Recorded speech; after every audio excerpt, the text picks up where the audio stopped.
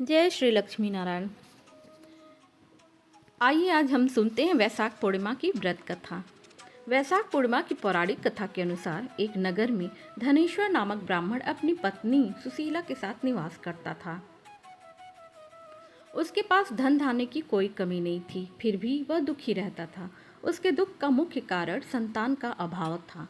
एक बार उस नगर में एक साधु महात्मा आए जो आसपास के सभी घरों से भिक्षा मांगकर अपना जीवन यापन करते थे, लेकिन वह साधु कभी भी धनेश्वर ब्राह्मण के घर से भिक्षा मांगने नहीं जाते थे। साधु के इस व्यवहार को देखकर सुशीला और धनेश्वर बहुत दुखी हुए। एक दिन उन्होंने साधु से पूछा कि आप सभी घरों में भिक्षा लेते हैं लेकिन हमारे घर नहीं आते, ऐसा क्यों साधु महाराज? क्या हमसे कोई अपराध हुआ है? तब साधु ने उत्तर दिया कि तुम निसंतान हो, ऐसे में तुम्हारे घर से भिक्षा लेना पतितों के अन्न के समान होगा और मैं कभी भी पाप का भागीदार नहीं बनना चाहता। बस इसी कारण मैं तुम्हारे घर से भिक्षा नहीं लेता हूँ। यह सुनकर धनेश्वर बहुत दुखी हुआ, लेकिन उसने साधु महाराज से इस दुख से मुक्ति पाने का उपाय भी पूछा। तब साधु ने ब्राह्मण दंपति को 16 दिन तक मां चंडी की पूजा करने की सलाह दी। इसके बाद धनेश्वर और उसकी पत्नी ने विधि विधान से इस व्रत का पालन किया।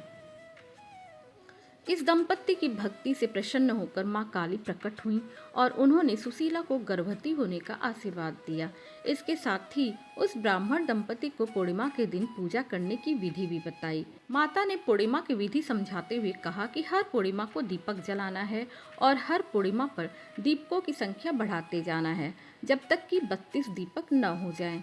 इस उपाय को करने से माता की कृपा से सुशीला गर्भवती हुई। फलतः दंपति के घर एक पुत्र का जन्म हुआ जिसका नाम देवदास रखा गया।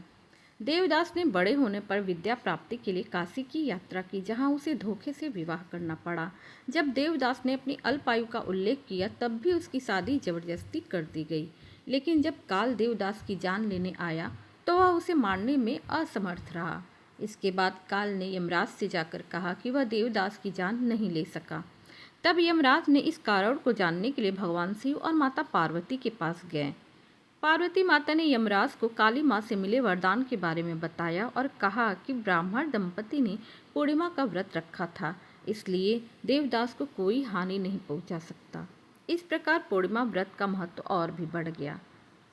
जय श्री हरि।